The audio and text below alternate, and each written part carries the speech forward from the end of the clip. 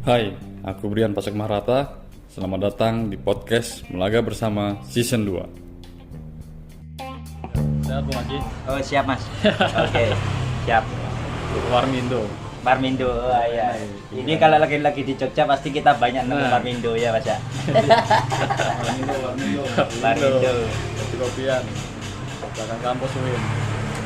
Ya Pak Ji, aku tertarik sing tulisanmu lagi viral. Mosok viral. Enggak mas itu mas. Iya. Tapi mungkin karena apa ya? Pencarian jejaknya itu ya karena seputaran si Mas Ganjar kan, otomatis kan. Circle-nya di situ lah. Iya. Apa dasarmu nulis apa alam pikiran Ganjar Pranowo? Itu pertama perspektifnya dia sebagai kepala daerah yang masih cukupnya di Jawa Tengah atau perspektifnya dia sebagai calon presiden. Itu ya apa itu ceritanya itu?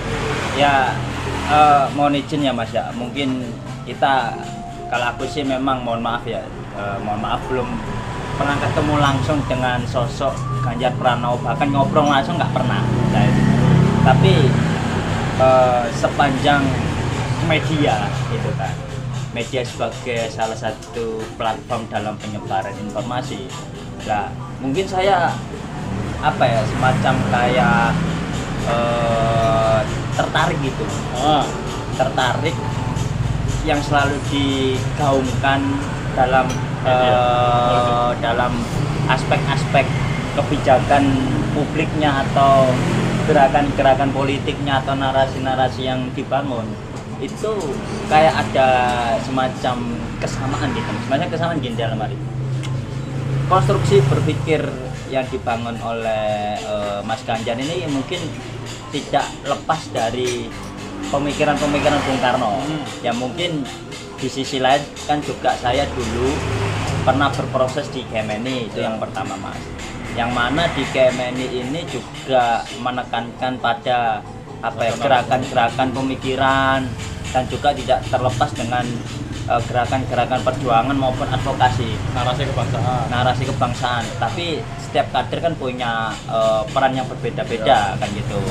Nah saya coba itu mengupas tindakan-tindakan politiknya Mas Ganjar apa sih yang mempengaruhi dari beliaunya seperti apa lah, sehingga saya kayak ini menarik ini ditulis kan gitu kan.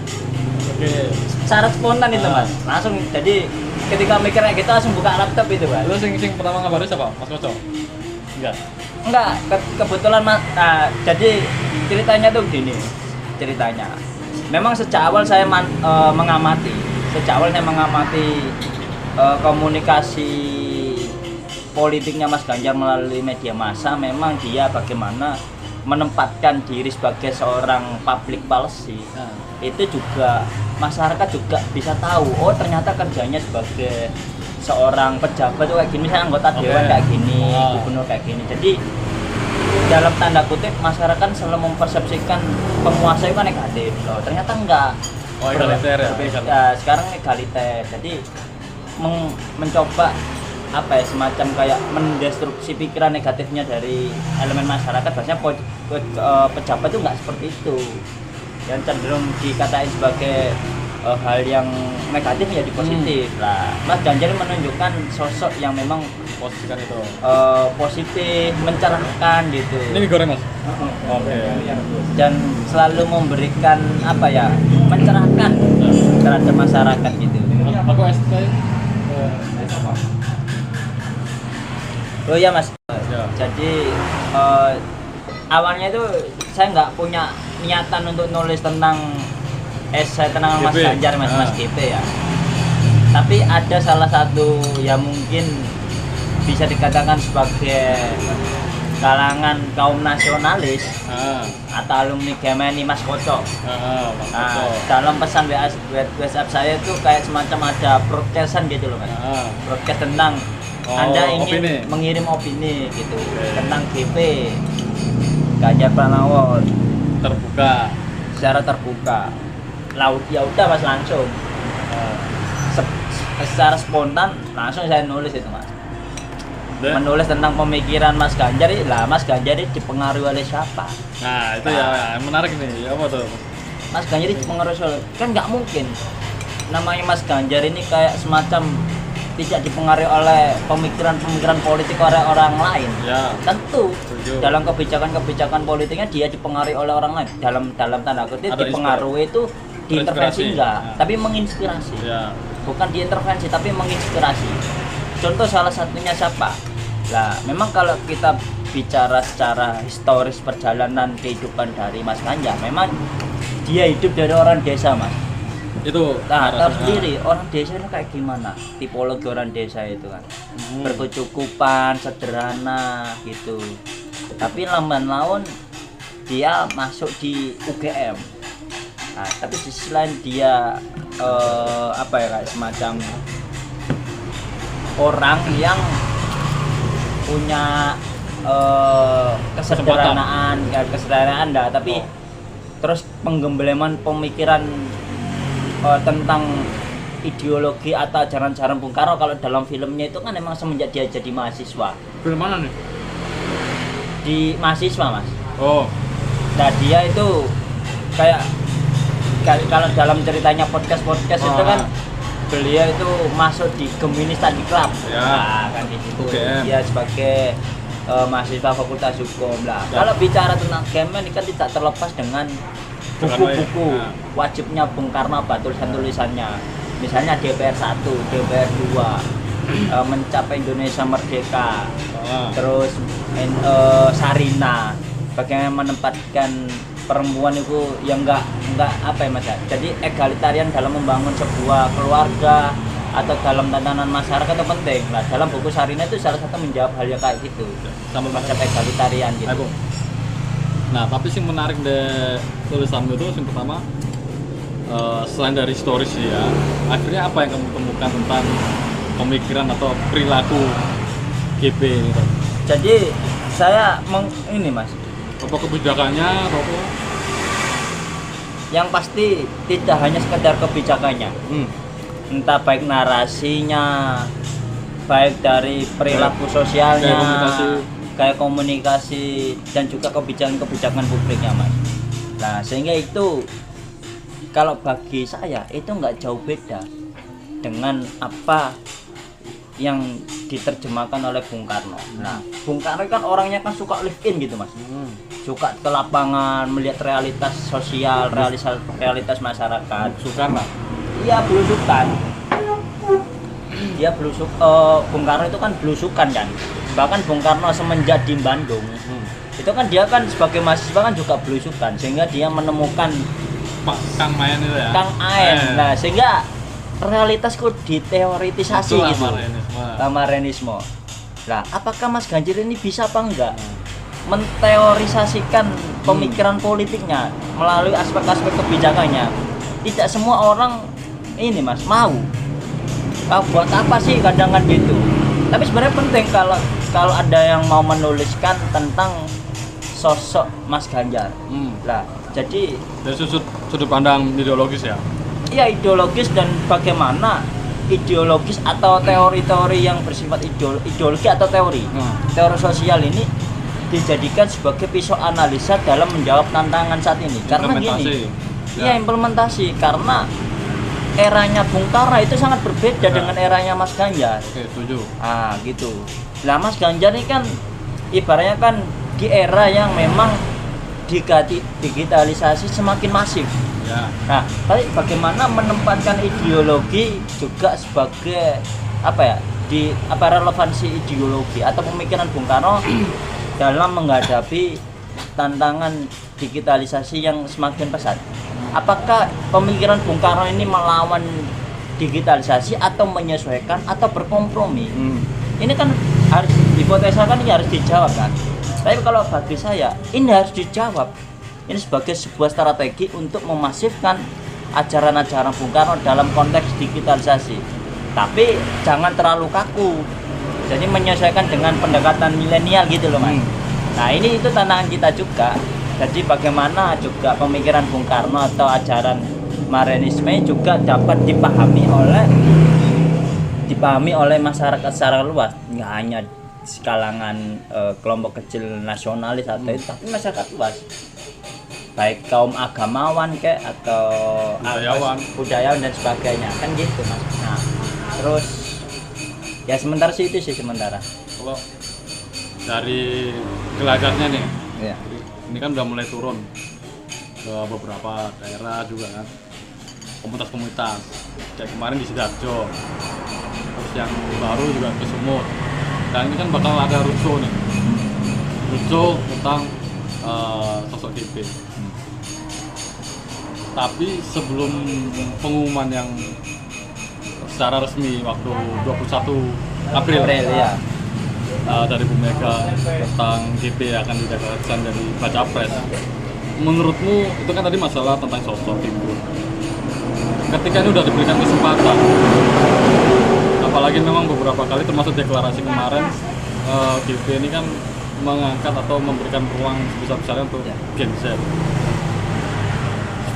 Relevan ya, maksudnya dengan sosok GP ini untuk sebagai perwakilan dari Gen Z ini, harapannya menurutmu kira-kira apa yang bisa atau harus dilakukan oleh Mas GP, termasuk kayak kemarin kan sempat rame itu gara-gara dia menolak datangnya tim Israel, itu kan juga sempat perbincangan dunia kan keras juga itu.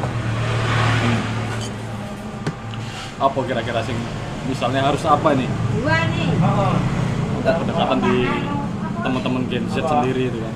Ya mas, mohon izin mas, mungkin saya sedikit saya menjawab ya mas, mohon izin. Mungkin kita lihat kronologisnya, ya kronologis. Ya kalau ini berdasarkan analisa dan asumsi saya mas ya, meskipun itu masih belum dikatakan sebagai fakta ya mas ya. Ya mungkin saya menggunakan pendekatan secara akademis.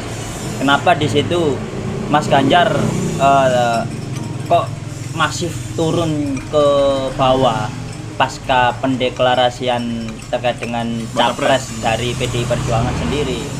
Karena gini mas, kalau asumsi saya, Mas Ganjar itu orangnya tidak ambisi. Tidak ambisi untuk mendapatkan sebuah jabatan. Karena gini, kalau kita bicara dalam semboyan Mas Ganjar adalah tuanku rakyat. Tuanku adalah rakyat, gubernur adalah mandat. Nah, kalau ini enggak berdasarkan mandat dari rakyat, karena mana mungkin dia mau jadi presiden. Nah, maka ya figur. Jadi figur Mas Ganjar ini juga berprinsip pada kedaulatan rakyat. Ya meskipun pengembangan politiknya melalui PDI Perjuangan. Nah, Mas Ganjar, kenapa dia nggak mau turun? Karena dia tetap mematuhi apa yang menjadi keputusan partai politiknya. Misalnya Mas Ganjar sebagai kader aktif PDI Perjuangan di situ, Mas Ganjar. Nah, Mas Ganjar sebagai kader aktif PDI Perjuangan, dia tetap mengedepankan musyawarah mufakat. Gak boleh gerusa-gerusu. Nah, bener kan kalau amanahnya Pak Jokowi, gak boleh gerusa-gerusu. Harus dipertimbangkan matang dan harus dimusyawarahkan terlebih dahulu. Gimana pertimbangannya ini? Apakah Mas Ganjar mau jadi presiden apa dicalonkan apa enggak gitu. Nah, itu kan juga bagi saya sudah melalui kajian-kajian riset, nggak mungkin Mas. Kajian riset yang sangat mendalam gitu. Nah, itu yang pertama. Memang sebelumnya Mas Ganjar nggak turun ke daerah-daerah. Yang pertama karena dia itu masih aktif sebagai gubernur Jawa Tengah. Belum ada. Aktif sebagai gubernur Jawa Tengah. Yang kedua masih belum ada keputusan secara resmi dari partai politik untuk merekomendasikan Mas Ganjar. Terus terutama terkait dengan Gen Z mas ya. Terus terutama terkait dengan Gen Z itu bagi saya Mas Ganjar mampu menerjemahkan realitas sosial. Yang mana Mas Ganjar ini juga orangnya adaptif dengan perkembangan teknologi yang semakin masif gitu. Karena apa?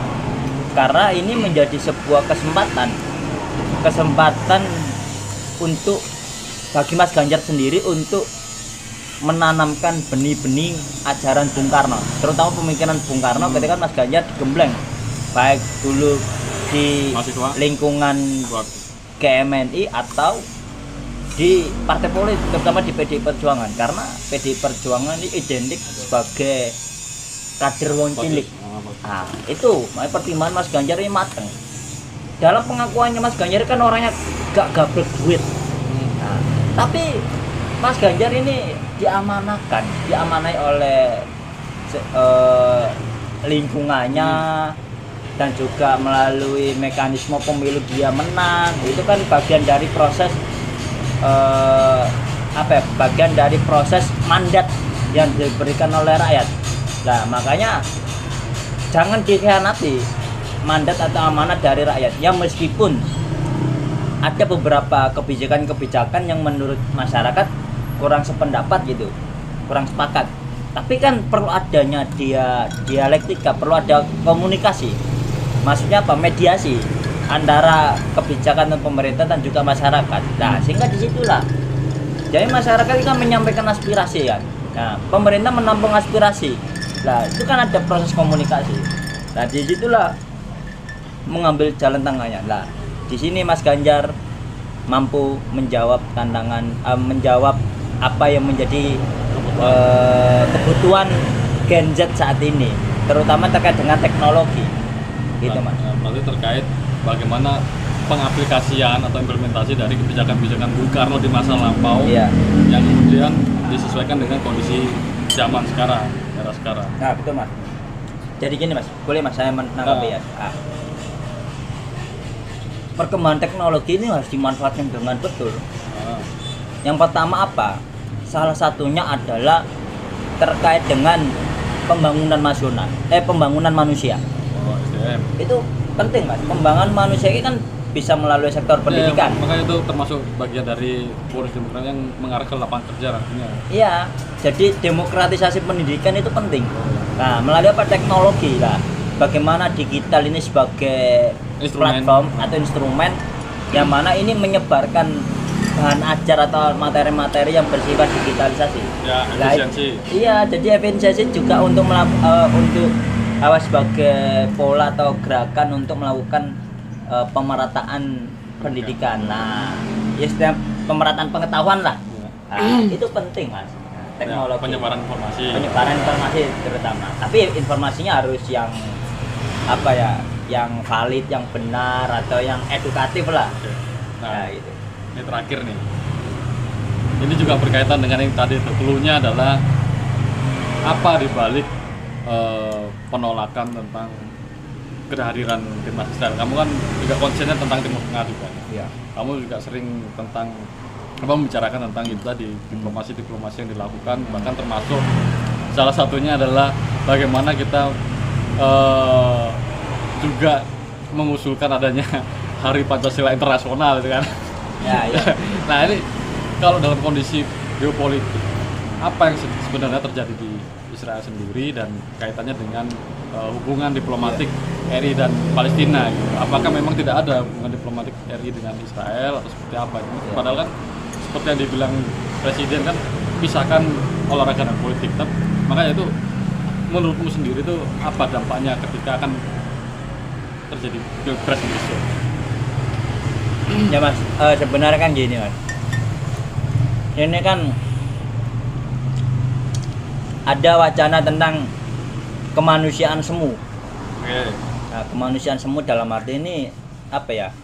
Masih belum jelas kemanusiaan atau humanity yang digagas oleh masyarakat, organisasi internasional, terutama PBB.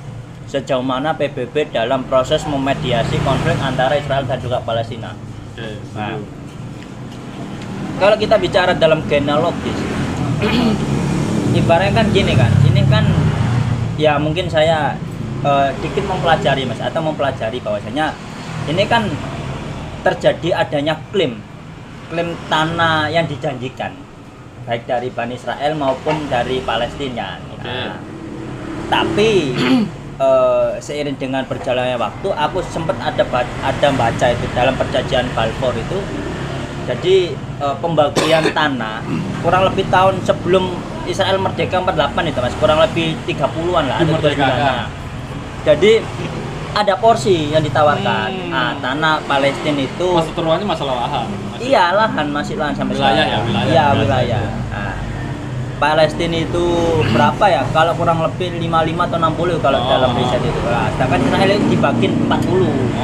Nah, tapi memang ada beberapa kalau dalam literatur ada semacam reaksi atau ancaman. Ancaman ketika Israel ini ke sini. Nah, dari negara-negara tetangga di Arab, terutama Mesir. Ada pressure gitu ya. Iya, ada khawatiran. Tapi Bung Karno nggak melihat di situnya gitu.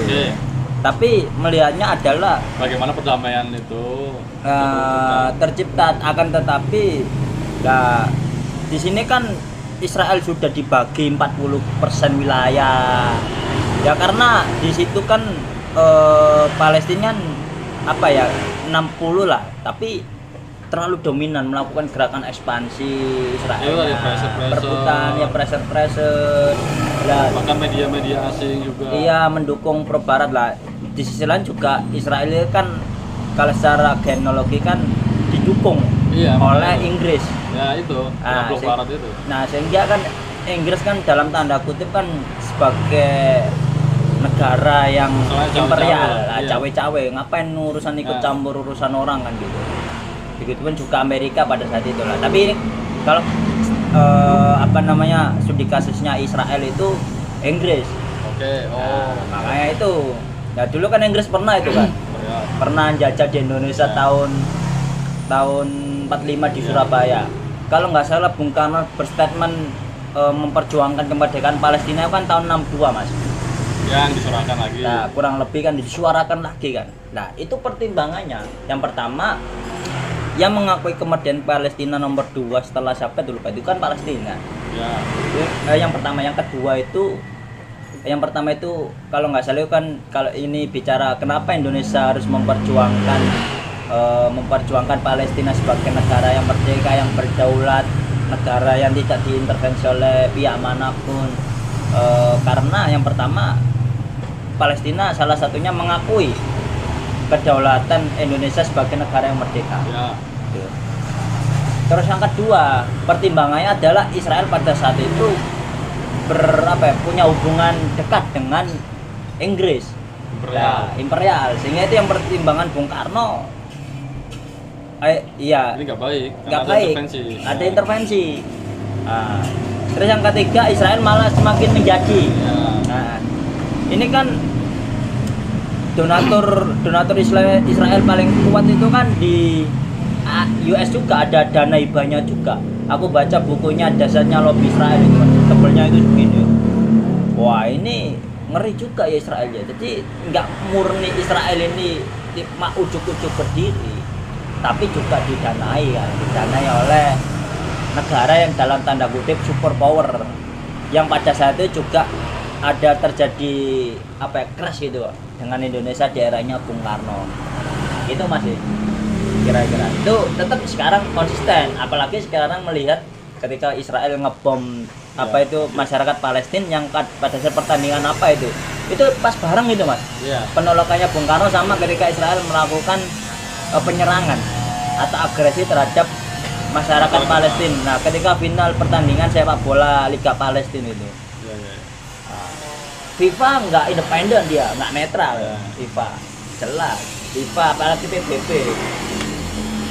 Tapi kalau urusan ekonomi sih, ya kalau untuk Indonesia kan tetap mempertimbangkan aspek ideologisnya juga, Pak. Nah, tapi kalau negara lain kita nggak tahu kan. Kita ya mungkin kan lebih mengutamakan pada ekonomi oriented lah di situ ya. Itu sih.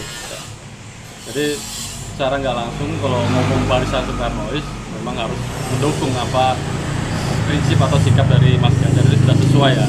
Iya, kalau kita sebagai kaum Soekarnois ya. Tapi bagi masyarakat Indonesia harus diketahui kita itu pernah dijajah loh sama Inggris. Nah, kenapa kok malah oke lah. Apakah harus dipisahkan antara olahraga sama politik? Jangan salah bos, ini dunia ini permasalahannya semakin kompleks. Olahraga sudah menjadi industri. Lah, kalau sudah bergerak pada industri sudah ada kaitannya dengan aspek politis. Lah, politik kan juga mengaturnya namanya regulasi-regulasi atau kebijakan-kebijakan ya di situ kan. Nah, makanya tegas itu Mas Ganjar langsung menolak dengan kehadiran Israel di Indonesia. Beberapa syarat itu tadi ya. Iya. Jadi, Mas Hasto sudah menawarkan syarat. Bisa kalau Israel ikut Piala Dunia asal digelar di Singapura atau di mana. Itu sih, Mas. Oke. Thank you. Matur suwun Bung Haji. Yuk, Mas, sama-sama, Mas. Di pertemuan berikutnya lagi kita tetap harus bisa menyisipkan ruang-ruang kita untuk sharing ideologis ya. Ini bahasanya sharing to caring. Enggak, Mas, tapi kalau gini, Mas ya. Kalau saya ini kan sebagai seorang akademisi itu kan memang harus mengungkapkan realitas gitu kan. Ya. Tapi memang seorang akademisi itu juga harus berpihak. Perpihakannya yang mana? Yang berpihak pada unsur-unsur kebaikan, unsur-unsur humanity-nya. Setuju. Kan gitu. Kalau akademisi pro pada kapital ya juga repot kan ini kan. Iya. Nah, jadi kita juga sebagai seorang akademisi harus berpihak kan gitu. Sesuai dengan corak dan karakter itu tadi ya. Iya. Vision and character building. Ya. Iya kan. Oke, Bung Haji, thank you. Ya, Mas, sama-sama, Mas. Makasih. Semoga sukses juga untuk tesisnya. Amin, amin. Dan lulus dan bisa berkiprah lagi di ibu kota. Kita tunggu. Amin, amin. Matur suwun. Bandungannya, Mas.